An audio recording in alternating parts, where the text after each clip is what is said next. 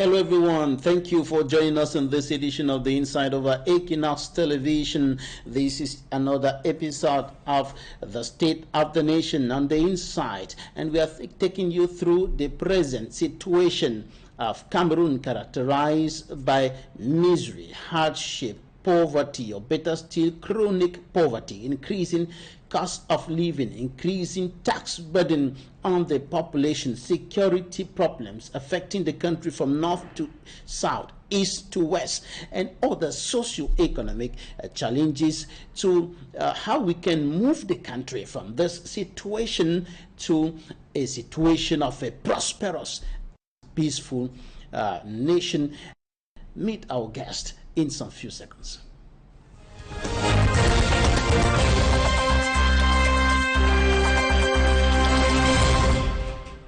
Our guest today is Mosoke Lucas Lyonga, an educationist, civil society leader, joining us from the Southwest Regional Capital, Boya. Welcome to the program.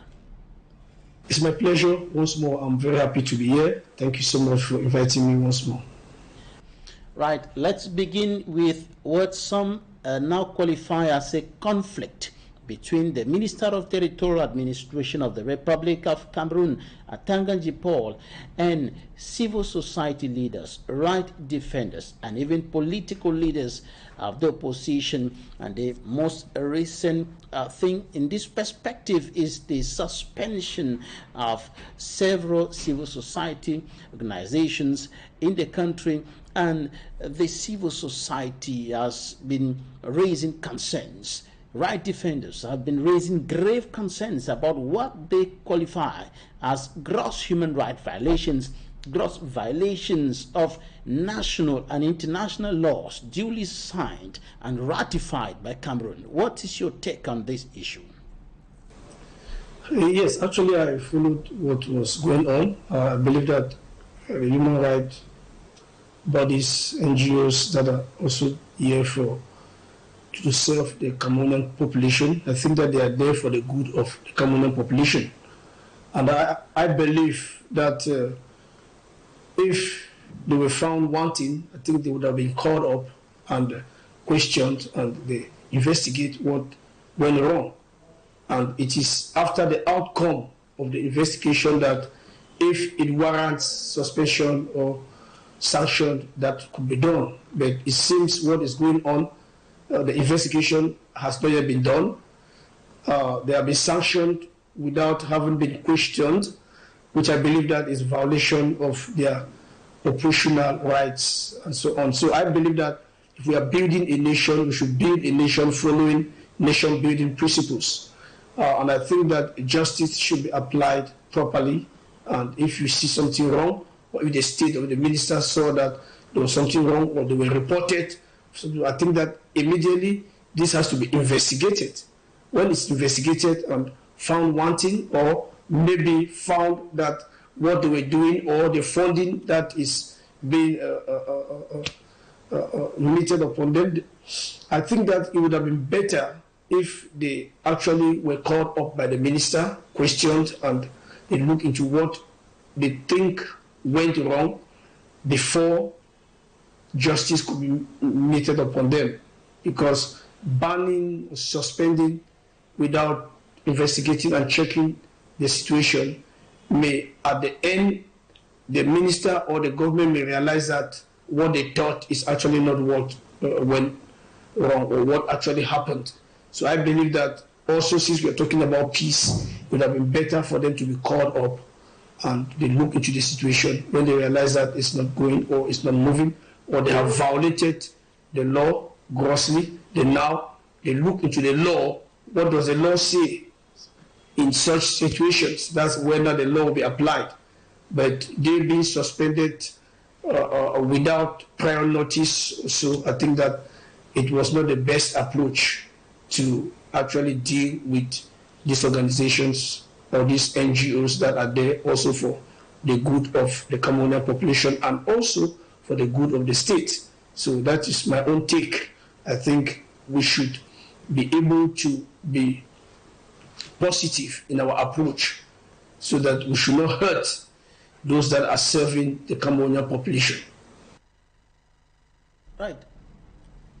The organizations concerned or affected by the minister's decision, including Reach Out and the network of human rights defenders in Central Africa, REDAC, human rights defenders in general, civil society leaders, political leaders, notably those of the opposition, have been qualifying the minister's decision as illegal, undemocratic, and a gross violation of national and international laws duly signed and ratified by Cameroon, and they're highlighting notably the right to association, which they are saying that the minister is trampling upon. May we know your thoughts on this? Yes, I think from a general note, Cameroon is not on a positive note when it has to do with human rights violation. I think there are many cases that could be cited where the rights of Cameroonians have been violated, and many Cameroonians have suffered. We even saw the videos that went viral concerning torture of a good number of persons in maybe our prison cells and so on. So the violation of human rights has actually been a problem, especially in Cameroon. Many people's rights are violated. For example, people move in the streets and they are harassed by police officers who say that they are there to keep law and order, and many other situations. The situations are many, and I think that the government needs to look into this. Cameroonians are actually being, their rights are actually being violated in many situations, many circumstances. And again, for example, let's look at situations where people stay to await trial for years. That again is the violation of their rights, and many other things. People are not given free access to justice, and people are molested over the streets and so on. The forces of law and order seem to have taken the laws in her hands, and I don't think that they are the ones that are supposed to execute the law as such. They have their limit, and it seems they don't know their limit actually, and they go beyond their action space. The courts are the supreme bodies that take decisions when it has to do with things like this, not the forces of law and order. But the forces of law and order in Cameroon over the years, we have seen a lot of violation of the rights of people being tortured left and right, people being brutalized, people being oppressed, suppressed, bullied, and so on. I don't think that a state of law should tolerate this, and I think that the Cameroon government should be able to look into the issue of human rights again very well, and be able to make Cameroonians to feel free to live in their country, feel free to express themselves, feel free to carry on their activities without fear nor favor. So I just wish to say that the Cameroon government should look into this issue of human rights again. Many Cameroonians are crying from different angles, from different corners, concerning their rights being violated in one way or the other. So I think that from a general perspective, our country, Cameroon, should look into this. They might have not been in the positive angle of things because of many violations reported by many Cameroonians from different sectors. And I think that it's an issue whereby, as the country is approaching 2025, the government should look into these issues and be able to make Cameroonians to feel free as they live in their country, and they should be able to freely express themselves. Especially, they should freely be able to have access to that which belongs to them, especially the access of justice, where and when it is due, or where they deserve justice to be carried on. So I just wish to say that the government should sit up and look into this issue of human rights in the country as a whole. Thank you. What do you read in the fact that those who have been empowered by the law and by their profession to defend the rights of citizens and every other person on the Cameroonian territory, I'm talking about lawyers, those who have taken up the duty to fight for those rights, I'm talking about right defenders, civil society and political leaders, and those who are reporting human rights violations, I'm talking about journalists, have become targets? You know, the truth is we have to be objective enough especially given the situation of lawyers and journalists in Cameroon. We could easily recall the situation of the common law lawyers that were actually demonstrating, asking for talking to government and peacefully demonstrating, and we saw how they were molested. And many situations we have seen how journalists have been tortured and in some situations killed and their lives lost. So journalists are operating in a space that is not too friendly to their profession.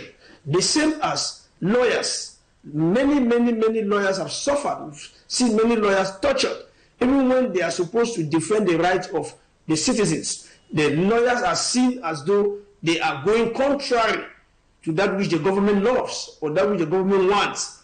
So it's a government that has placed lawyers, journalists, and other professionals in a particular lane. And in as much as these professionals are carrying on their profession, following professional ethics and respecting the law, came to realize, and this is true perhaps everywhere, that government don't love the truth, no matter how the truth is presented. Even when journalists present the truth according to their professional ethics, following and respecting the law, government still does not take it or does not swallow it. And this is not just in Cameroon. It is something which is happening everywhere. Journalists are suffering from exposing and speaking the truth. Law officials like lawyers also defending persons and also standing for the rights of others. They have also suffered a lot of torture, not only in Cameroon, but also elsewhere. So you realize that professionals that are defending the rights of the citizens, and they are also defending the rights of the government, because these professionals also talk for the good of the government. But the truth is difficult to swallow, especially when they have to come to do with government. Most governments don't love the truth to be spoken, especially when this truth exposes certain things which are going on wrong, practiced by such governments. They are not happy, and they don't treat such individuals or such professionals well. They violate their rights most of the times, not even realizing that they are violating, but thereafter they realize that they are violating the rights of these individuals. So I just wish to say that the environment in which journalists, lawyers, and other professionals operate, especially in the Cameroonian context, the context is very, very risky. It's a risky context. It's a context that is not professionally friendly. And over the years, we have seen this. So it's a call for concern for government to be able to look into this, to make sure that professionals are protected when they are carrying out their professional duties, following the laws, the rules and regulations, and the ethical values that governs their profession. I think that they should be protected by government, rather than government looking or seeing them as a threat, because these professionals have been trained and they follow that which they've been taught and that which they've been trained over the years, and that is what they have been doing. It's difficult to point out where journalists, lawyers, and the rest have gone wrong. Most of the time you realize that it's just because they are expressing the truth, the way the truth should be expressed.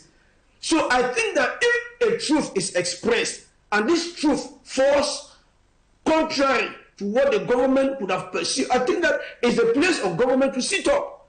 Because no government should think that people should not speak the truth. If people should not speak the truth, then they will never be set free. Because we have to speak the truth so the truth will set us free. So it's just for government to sit up. Government should be accountable.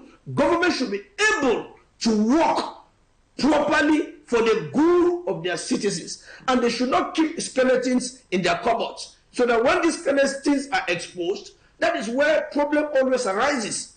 So I just wish to say that government should sit up in this area of the rights of especially professionals, journalists, lawyers, and so on. Let them operate freely in the context of our country and let them carry on their profession without fear, but respecting the law the way the law is. Thank you.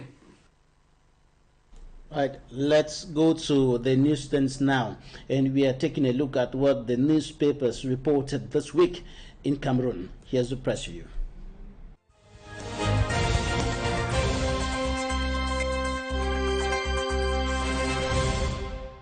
The Voice Daily report dark times for lawyers, journalists and rights activists in Cameroon. The paper says after gendarme officers tortured Barrister Tamfu Richard, he is now being accused of rebellion and destruction of military wares. Cameroon Insider reports the suspension of 5 non-governmental organizations. Territorial Administration Minister Tanganji Paul has suspended or banned some non-governmental organizations and associations for non-compliance with the rules and regulations governing their sector of activities.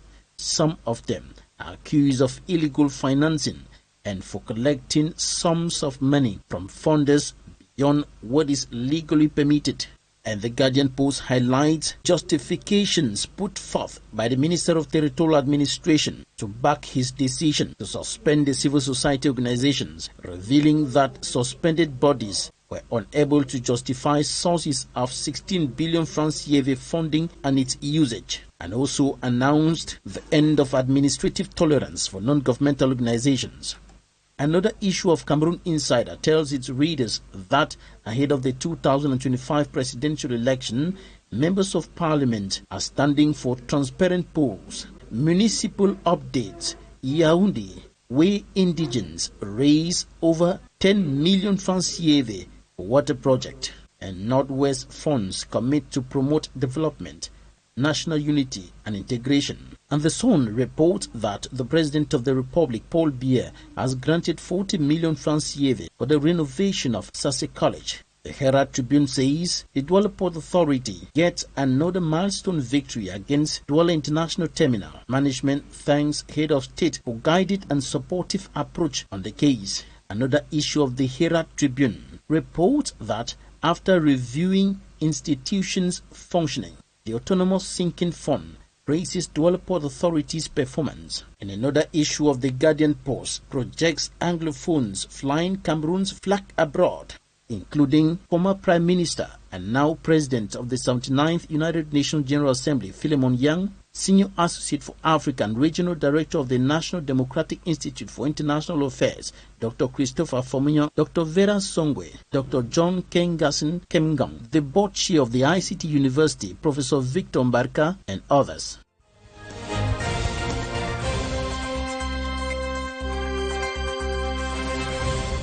The state of the nation now.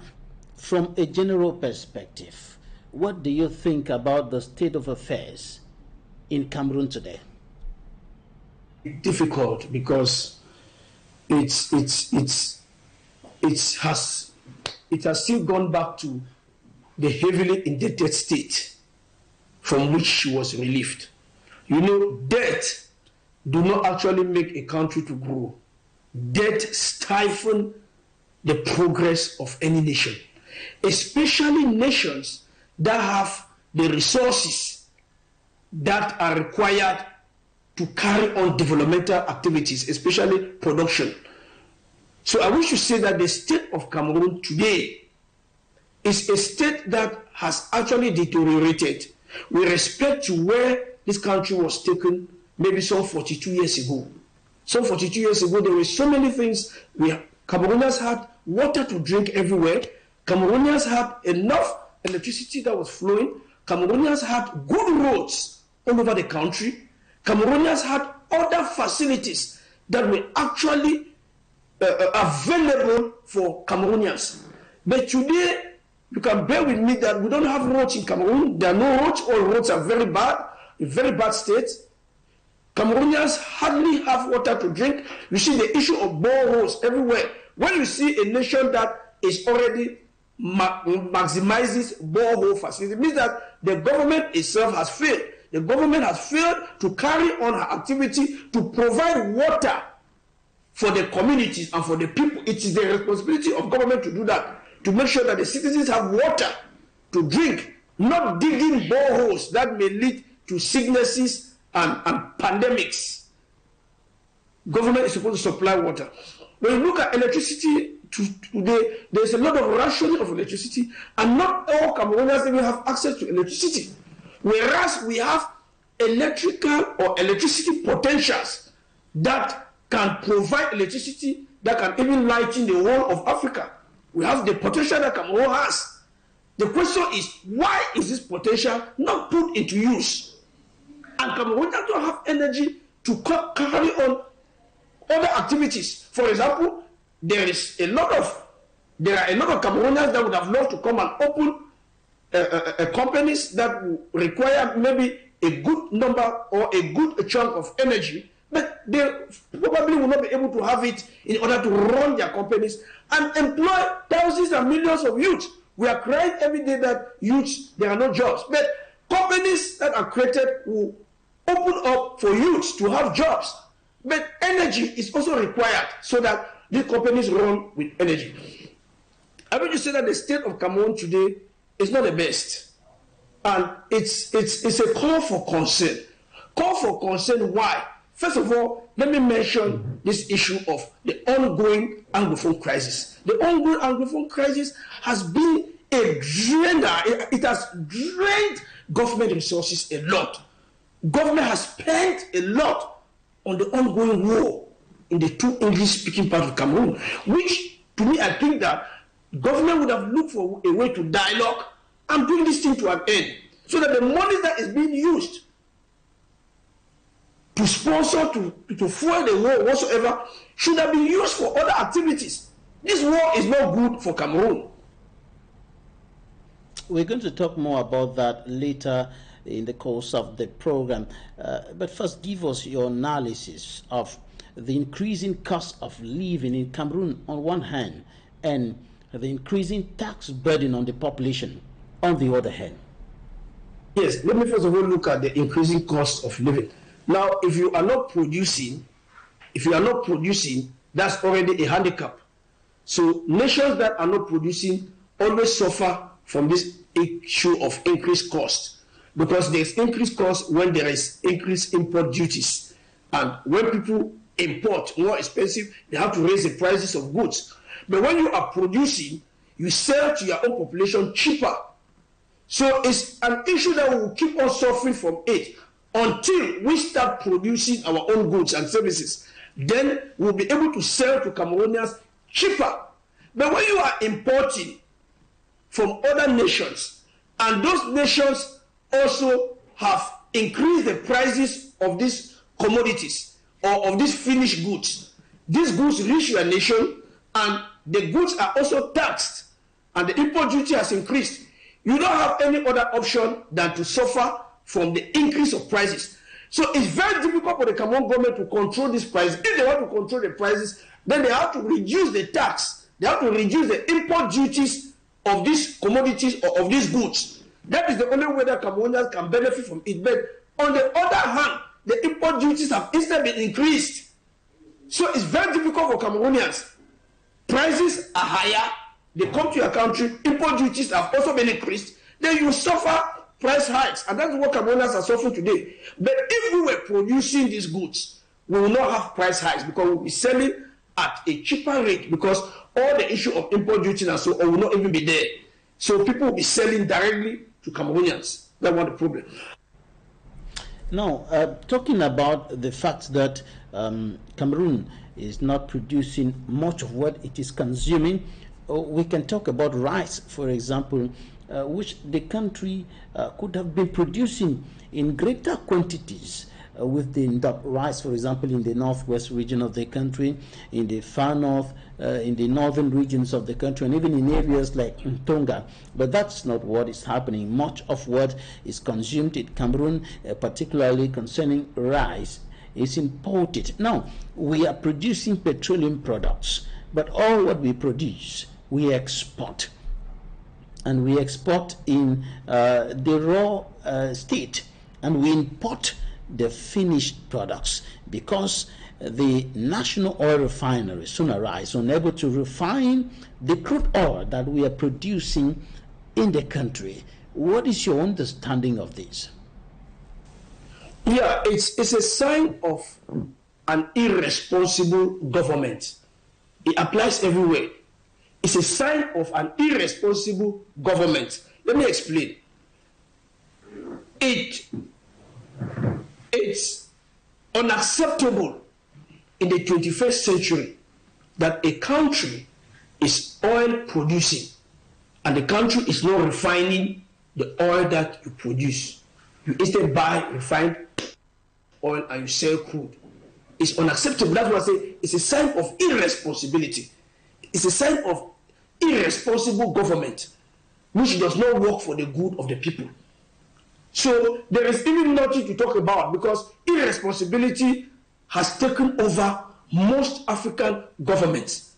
They have the ability, for example, we have the ability to refine our own oil.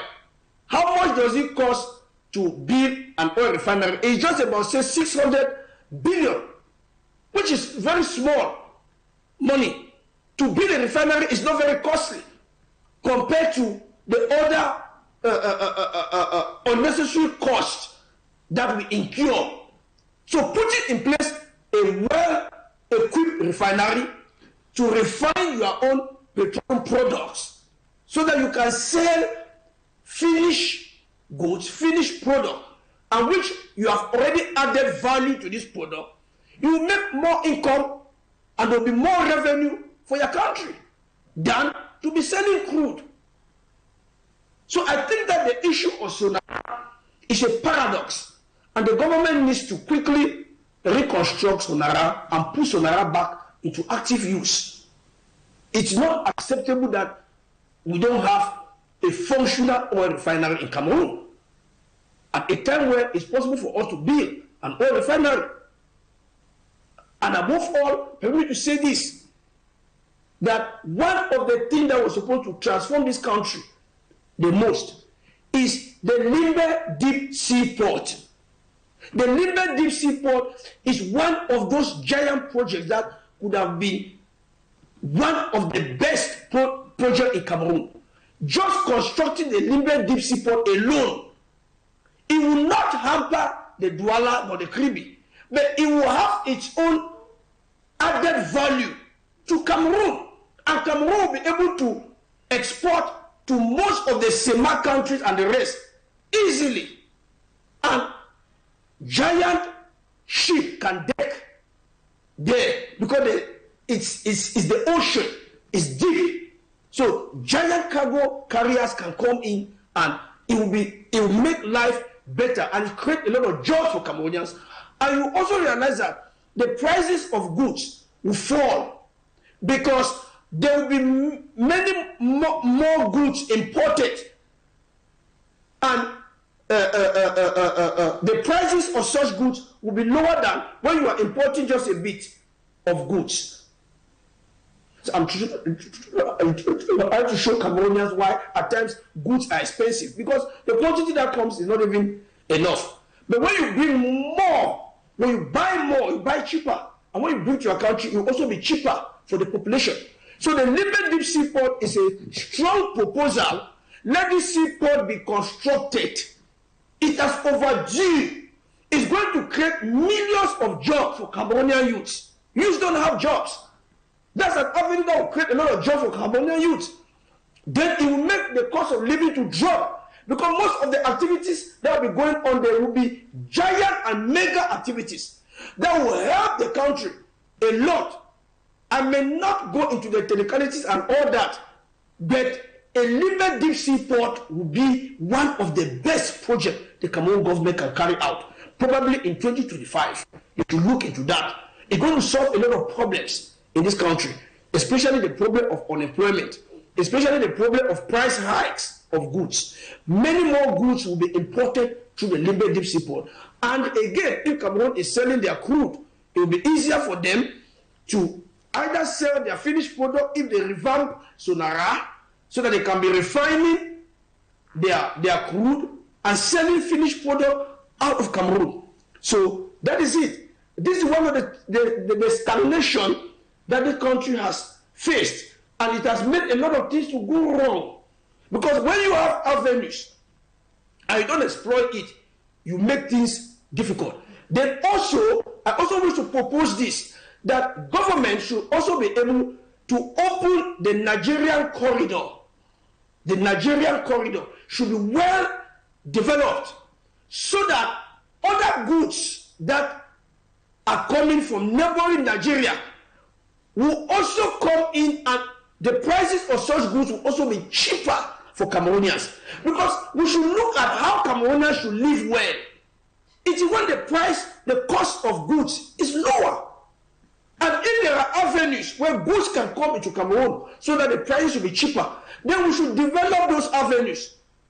Then we too now should be able to produce so that we'll be able to ship out of those countries, sell out of those countries, export to those countries. And Nigeria alone is a big market. Nigeria alone is bigger than CEMAC, about 4 or 5 times.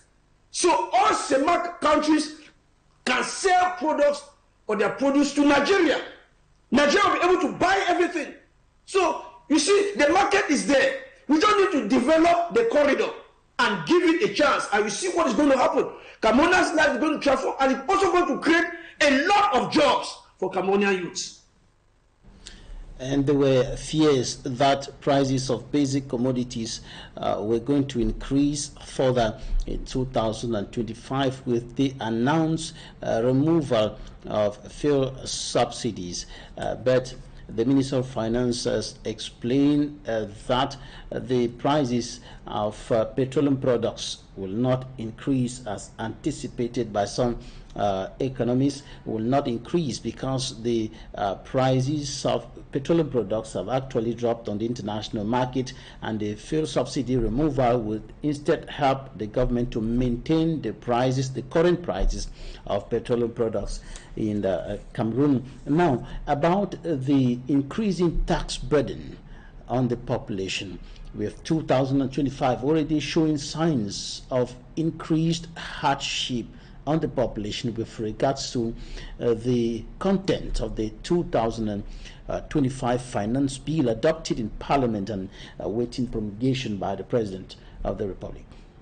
Now, the issue of taxation is a sign to show us clearly that government needs a lot of money. Government is in need of money. And in most cases, when government is in need of money, the common population suffers. The businesses suffer. You see, even when government does not suffer, it always falls back to the common man in the street. It always falls back to business holders. They are the ones that always pay back this tax or these taxes. Government is the one that always benefits. So government always places herself on the win side. The losing side has always been the common man and the businesses. When they increase taxes, who are those? Those who suffer are the businesses and the common people in the street. Government does not suffer because for government, it is revenue. But my problem is that this revenue, is it being used?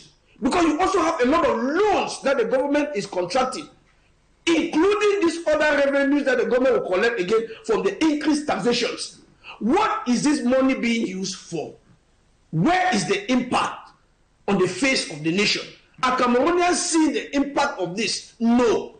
It's not fair. The impact is not fair. So people keep on suffering and paying higher, paying higher. But the impact on the nation is not fair. For example, the impact on the roads. You don't see roads. The impact on basic commodities, you don't see it. Instead, the price of basic commodities is increasing on a daily basis. The impact on the health care of Cameroonians, you don't see it. Medications have skyrocketed. The price of medications have skyrocketed. And so on, you can go on naming all the respective sectors. There is no positive impact in any of these sectors that has made Cameroonians to even rejoice. No. Cameroonians are always on the end of feeling the impact, the negative impact of these government policies and decisions. And 2025 is also going to be very, very difficult for Cameroonians, because if all the taxes that are proposed come into play, then you realize that it's again going to play on the common man seriously. So Cameroonians should be ready for what will be made known, especially the finance bill for 2025. The finance bill for 2025, it might not be very easy for Cameroonians in 2025. So you already see the fact that Cameroonians may not be expecting anything that will be comfortable to them. Instead, they are probably preparing to be able to be resilient to the difficulty that they may face in 2025, which is not a good sign for a country that the population is already expecting difficult times. And again, we are going to face an election in 2025. It's an election year, and you know that election takes a lot of money. There's a lot of money that is pumped into elections. So all this money, probably, that's why most of these things are taking place, so that money or income could be gotten to also fund or sponsor the elections, maybe. Right, let's take some interviews right now, and we'll be back in some few minutes. Interviews of the week.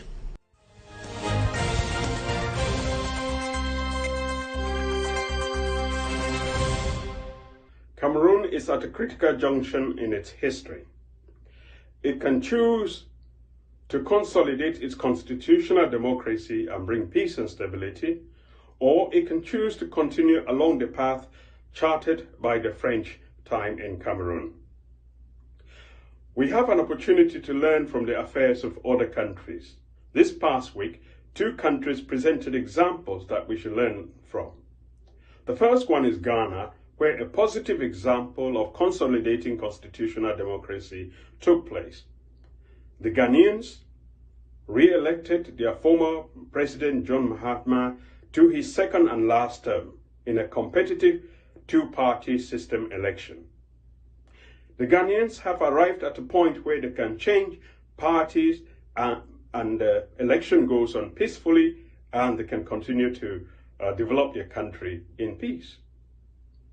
But the other example is Syria, where last week the former president, the dictator of Syria, Bashar al-Assad, was brought down by rebels. This is a very high price. For a civil war that has lasted about 13 years since 2011, with 600,000 people killed, we finally saw that the president left power, which was the demand in 2011. In Syria, formerly administered as a League of Nations mandate by the French, a tradition of coup d'etat, dictatorship, and oppression of the people has been established. This was worsened also by their collaboration with the Russians. We can make a choice.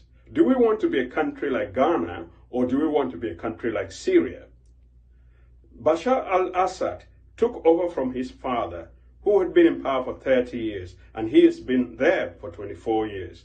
Altogether 54 years of the same family, subjecting the people of Cameroon can choose a different path, the path of consolidating constitutional democracy. Nous, Bakundu, as you know, is a very big village in Konya subdivision, in Meme division. It is the only village, together with Itoki. Those are the 2 villages which are still enclaved in Konya subdivision, meaning they have never seen a car. And we are gathered here today not to only wait, because we know the government machinery grind slowly but surely, but that we should start ourselves. So we came to raise funds, and this is our second meeting. The first meeting was in April. So far we have raised 10 million francs. We are planning to get to Soweto to get machines, bulldozers to come and open the track so that we can even use 4-wheel drives to get to the village. So our main problem for now in Bubakundu is to have an accessible road. Written severally, and we are just being patient. We have written, we are a very law-abiding village, and we support the government wholeheartedly. The village proposed me to be the member of parliament from Eme West constituency for the 9th legislature, and they supported the government. And the village again had a mayor, the late Ngembade Manasseh, who was also a CPDM mayor, meaning that we have been supporting the government and we are sure that the government will listen to our cry one day. So we have written, we have gone to the SDO, we have written to the Minister of Public Works, and we are praying that they should come to our assistance. We need many social amenities because we don't have a road. It is said that where a road passes, development follows. For now, we don't want any other social amenity. We want the road first. The others will follow. If I'm above 40 today, I grew in that village as a toddler, and for the length of time that I've been existing, you can imagine our village has not had a motorable road. So our challenge is to see that the coming years, or if it is possible, 2025, our people will come out from that status quo, that bad conditions that they have been experiencing. As a road constructor also, I think when Sweda would have done that, you can find the youth behind there, very present here. They will be the ones to do the fine-tuning of the road, because we will try as much as possible to send some graders there to fine-tune the road, do some gutters, so that our people can assess the village as a modern village, not as we have been doing up till now, that we have to trek from Koba right to the village. It is very cumbersome.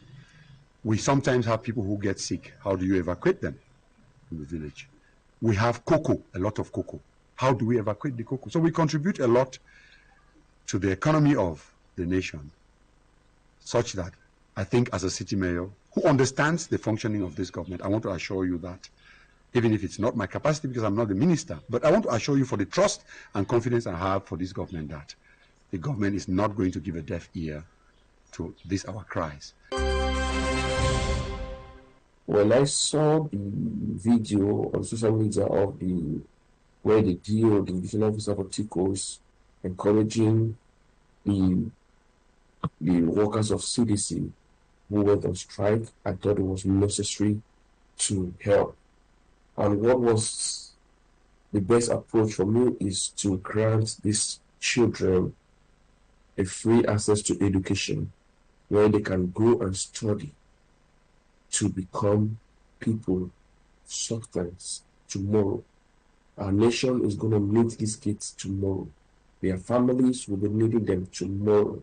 Our tomorrow can never be guaranteed without, the involvement of the young people and these children who are supposed to be educated today. So if we are in an education business, I think the fundamental idea behind all of this is to give education, not making money.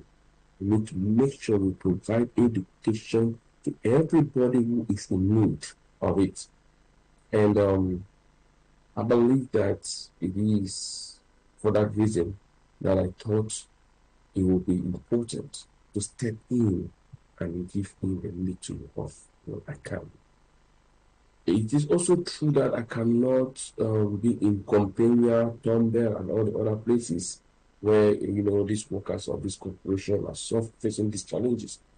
But I believe that through this gesture, is going to motivate other people who can help.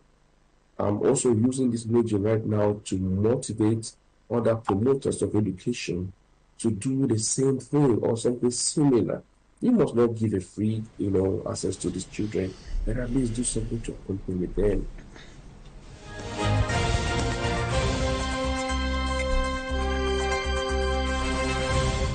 You're welcome back. Now, let's take a look at another side of the state of the nation concerning peace and unity. Mosoke Lucas Lyonga, what is your perception of the current situation of Cameroon as far as peace and the unity of the nation are concerned? There is no peace without justice. There is no peace without a favorable environment. There is no peace when true justice is absent. So there is no need for Cameroonians to jump justice and go to peace. There will never be peace anywhere in the world, even in the United States. If there is no justice, there will be no peace. What leads to peace is justice. It's a favorable environment. So peace is a consequence of an action, and that action is called justice. That action is called favorable environment. That is what leads to peace. There cannot be peace when there is injustice everywhere. There cannot be peace when the environment is not favorable. Cameroonians don't have what they want. Then you call peace. No, peace can never have its way, because peace is a natural phenomenon that gives that is birth in an environment that has been made favorable. And what makes environment to be favorable in most situations is justice. Justice makes environments to be favorable for everybody. So you cannot talk about peace when there is no justice. That is why there is no peace anywhere where there is injustice and chronic injustice and the environment is not favorable. Are you saying that there is no peace in Cameroon?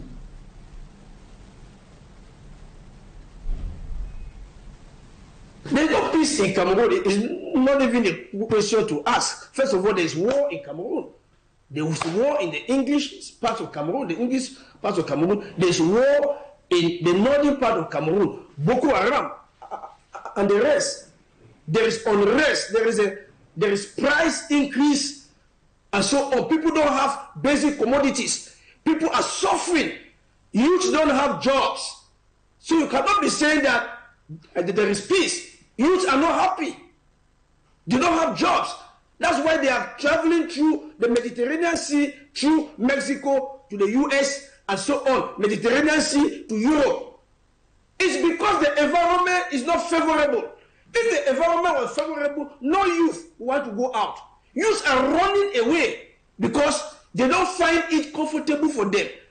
They are rushing to go elsewhere, thinking perhaps they may find a greener pasture where they are going to.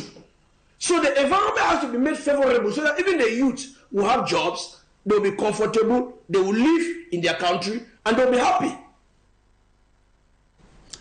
Many Cameroonians, and young people in particular, who are thinking about nothing else but to run away, so to speak, to go search for greener pastures in other parts of the globe, in the US, in Canada, in the UK, in France, and all around the place. Listening to you now, will you tell them that running away is the solution? Is it the solution? It's a partial solution. Running, not really running away, moving to other countries that have made their environment favorable and where you can thrive, where you can actually see your efforts being rewarded, is a partial solution to the problem. The absolute solution is for governments to create a favorable environment for everybody. It is the responsibility of government to create a favorable environment. That is the absolute solution. But a partial solution is created by youths and others who think that since the environment is not favorable, let me struggle to go elsewhere where the environment has been proven to at least be favorable. And there are others in those places that are thriving. So why not move to those places? So you cannot blame them for moving, because that is a partial solution. Now, what is your opinion about the unity state of the Republic of Cameroon today, a unity that has been seriously threatened for the past 8 years by the socio-political and security tensions in the northwest and southwest regions of the country, with a fraction of the population fighting for the restoration of the independence of former British Southern Cameroon's fighting to carve an independent nation.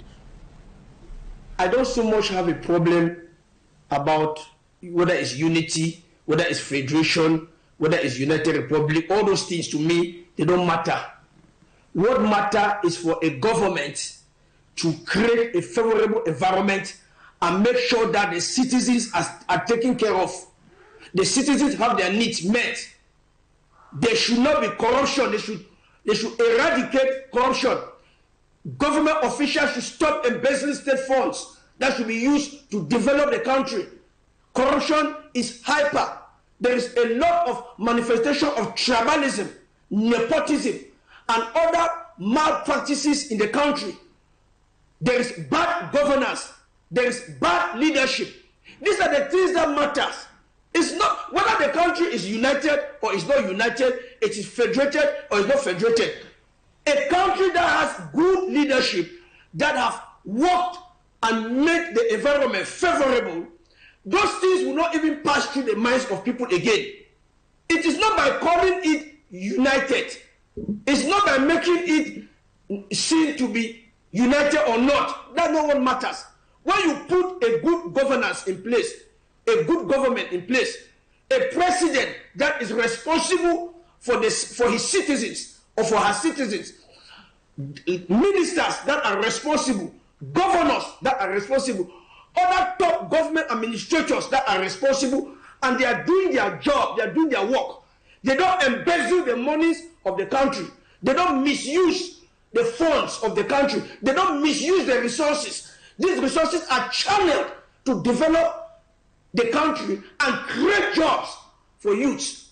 Please, all those things will be overshadowed when this is in place.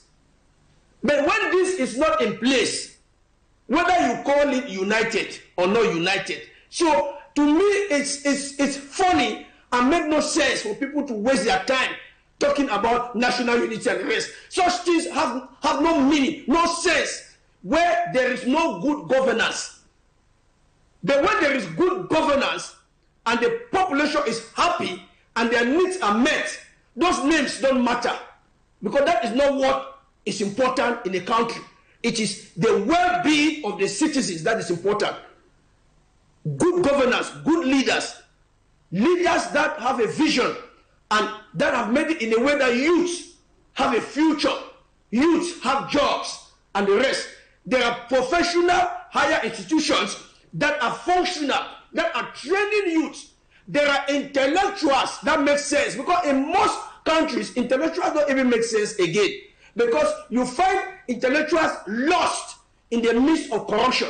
You find intellectuals compromising and dancing to party politics. You find intellectuals, instead of doing research and solving problems, they are dancing and sharing political flyers and things like that. No, they have missed their priority. Their priority is to teach. Their priority is to carry out research. Their priority is to carry out outreach and reach out to the masses that are not learned enough. So you see, these are the things that build a nation. It is not by calling a nation united that makes any sense. If a nation is called united and people don't have food to eat, what does that mean? If a nation is called united with bad leaders, what does that mean? If a nation is called united with occultists and satanic powers prevailing, what does that mean? So what is important is the welfare of the citizens, good governance, good leadership in place, and a favorable environment where youth can thrive with their ideas and make sure that they too are comfortable in their life. That's what's very, very important. Now, to achieve that, isn't it imperative for the people of Cameroon to unite in purpose, in vision, in action, looking towards the same direction? It is often said that united we stand. Divided, we fall. And that is why Pan-Africanists over the years have been fighting for African unity, fighting for Africans to unite in order to take the continent out of poverty, misery, hardship, and all what we are seeing across the continent. To achieve that, responsibility has been given to the head of state, who incarnates the institutions. The head of state is the one that put in place government and other top administrators. It is their responsibility.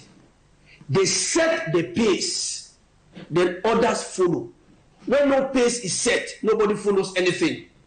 You cannot talk about us together when the leaders are corrupt, the leaders are embezzlers, the leaders don't show interest, the leaders are unaccountable, the leaders are irresponsible. When you are saying that, no, all of us only works when the leaders have set the pace and they have created a favorable environment. That is when now everybody can thrive, working together now with the leaders. But when the leaders have failed in their duties, then there is no way you can talk about all of us, because the responsibility is in the hands of leaders. It's not in the hands of the citizens. Citizens follow what leaders do. If leaders are corrupt, the citizens will obviously be corrupt. If leaders are clean, good, responsible enough, citizens will follow in that same line. So you see very well that it's not a matter of all of us when the leaders have not done their part of the assignment.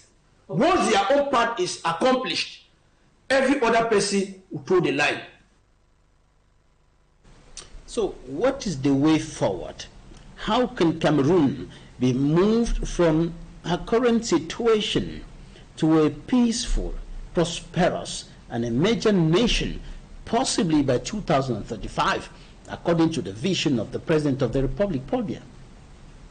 Two solutions. The first option is if a government has stayed for 42 years and has not solved the problem and has not been a solution, then that government should change. The other way around is the government, that means that we need a new government that is going to bring this change. Or the people that are there that have not succeeded for 42 years should make up their mind and say, well, we have failed for 42 years. Why can't we change now and show Cameroonians that we can be trusted at least even at this tail end? Then there is a change of everything. And I still wish to say this: all what people have embezzled, they should bring it back. I say all what people have embezzled and carried elsewhere, they should bring it back. That money belongs to Cameroonians. It does not belong to individuals. I've made this point clear. One of the ways of making a country develop is to bring back all what have been stolen and plowed back and let it be used to develop the country.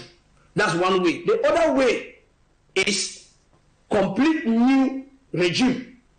It means that what has been there should leave and let a new regime comes into power and also lead. For example, we can see it. The United States, they now have a new regime in place that is going to come in this January. That regime now will also come and start working. So we also need that in Cameroon. Cameroonians will be going to the polls next year to vote President of the Republic. Do you believe that change you're talking about can come through the ballot box in the Cameroonian context? We hope that there should be a free and fair election in Cameroon. If there is a free and fair election in Cameroon, then another person can take power. But as long as there is no free and fair election, as long as there is rigging and other malpractices of elections, then we don't hope for anything through elections. So, but we just hope that there will be free and fair election in 2025. But can election truly be a better way for Cameroonians to have a new government? 2025 is going to prove it to us.